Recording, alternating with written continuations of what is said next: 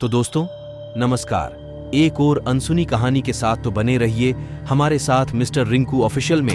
हम सब भारत की कहानी, स्टोरी ऑफ इंडिया जानने की उत्कंठा रखते हैं। यह एक ऐसा देश है जो विविधता, संस्कृति और इतिहास के लिए जाना जाता है। भारत देश का इतिहास उसकी संस्कृति, धर्म और राजनीति से जुड़ा हुआ है। ये देश अपनी बेहतरीन संस्कृति के लिए जाना जाता है और इसकी कहानी हमेशा से उल्लेखनीय रही है। इस देश की कहानी वास्तव में एक रोमांचक यात्रा है जो हमें इस देश के इतिहास, संस्कृति और धर्म से परिचित कराती है। भारत का इतिहास बहुत समृद्ध है। इसके इतिहास में बहुत से महान व्यक्तियों की कहानियां हैं। भारत की इतिहास की शुरुआत प्राचीन भारत से हुई थी। प्राचीन भारत एक समृद्ध संस्कृति और धर्म का केंद्र था। समृद्ध इतिहास इस देश का इतिहास समृद्ध और विस्तृत है जो हजारों सालों से चलता आया है। भारत का इतिहास विविधता से भरा है जो इस देश के संस्कृति और जीवन शैली को अद्भुत बनाती है। प्राचीन रोमन और ग्रीक इतिहास से भी पहले भारत का इतिहास शुरू हुआ। इसके प्रारंभ में भारत के विभिन्न हिस्सों में कई राज्य थे जो अपनी अलग अलग संस्कृति, भाषा और राजनीति विधि के साथ विकसित हुए थे। इस भारत नाम का उल्लेख भारत के इतिहास में अधिकतर धर्मों के पथिकों द्वारा किया गया है। वे भारत को भारत कहकर इस देश के साम्राज्य, संस्कृति, जनता और धर्म के बारे में स्मरण करते थे।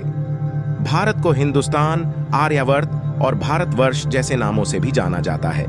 संस्कृत भाषा में भारत को भारतवर्ष कहा जाता है। प्राचीन काल से भारत भूमि के अलग अलग नाम रहे हैं, मसलन जम्बू द्वीप, भारत खंड, हिमवर्ष, अजनाभवर्ष, भारतवर्ष, आर्यावर्त, हिंद, हिंदुस्तान और इंडिया। भारत नाम की अनेक कहानियां, भारत का नाम इतिहास के अनेक व्यक्तियों और ग्रंथों में उल्लेखित होता है। पौराणिक युग में भरत नाम के कई व्यक्ति हुए थे, जैसे दशरथ पुत्र भरत, भरत मुनि, राजर्षि भरत और मगधराज इंद्रद्युम्न के दरबार में भी एक भरत अर्षि थे। एक योगी भरत भी हुए थे जो अपने जीवन को आत्मविकास के लिए समर्पित करते थे। पद्म पुराण में एक दुराचारी ब्राह्मण भरत का उल्लेख भी होता है। दुष्यंत पुत्र भरत भारत का नामकरण करने के पीछे दुष्यंत पुत्र भरत के नाम का अहम योगदान होता है। ऐतरेय ब्राह्मण में भी भरत नाम उल्लेखित है और ग्रंथ के अनुसार भरत एक चक्रवर्ती सम्राट थे जिन्होंने अश्वमेध यज्ञ किया था और उनके राज्य को भारतवर्ष नाम मिला। मत्स्य पुराण में उल्लेख है कि मनु को प्रजा को जन्म देने वाले वर और उसका भरण पोषण करने के कारण भरत कहा गया था। इस खंड पर उसका शासनवास था, इसलिए उसे भारतवर्ष कहा गया। जैन परंपरा में भी भारत के नाम का इतिहास मौजूद है। भगवान ऋषभदेव के ज्येष्ठ पुत्र महायोगी भरत के नाम पर इस देश का नाम भारतवर्ष पड़ा है। भारतवर्ष का अर्थ संस्कृत में इलाका, बंटवारा, हिस्सा आदि भी होता है।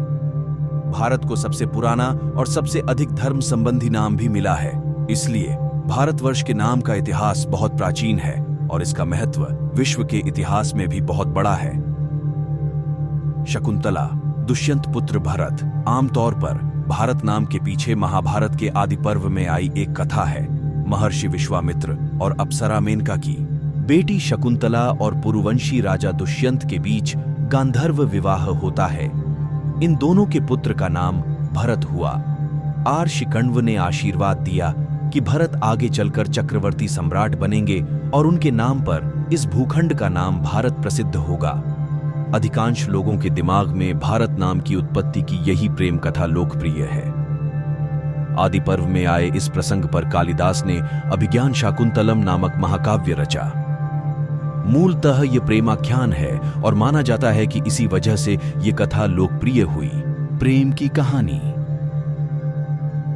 दो प्रेमियों के अमर प्रेम की कहानी इतनी महत्वपूर्ण हुई कि इस महादेश के नामकरण का निमित्त बने शकुंतला दुष्यंत पुत्र यानी महाप्रतापी भरत के बारे में अन्य बातें जानने को नहीं मिलती। इतिहास के अध्येताओं का आमतौर पर मानना है कि भरत जन इस देश में दुष्यंत पुत्र भरत से भी पहले से थे। इसलिए यह तार्किक है कि भारत का नाम किसी व्यक्ति विशेष के नाम पर न होकर जाति समूह के नाम पर प्रचलित हुआ। भारत की कहानी अपनी विविधता के लिए जानी जाती है। यहाँ की भूमि बहुत विस्तृत है और यहाँ लोग अलग अलग भाषाओं, धर्मों और संस्कृतियों से जुड़े हुए हैं।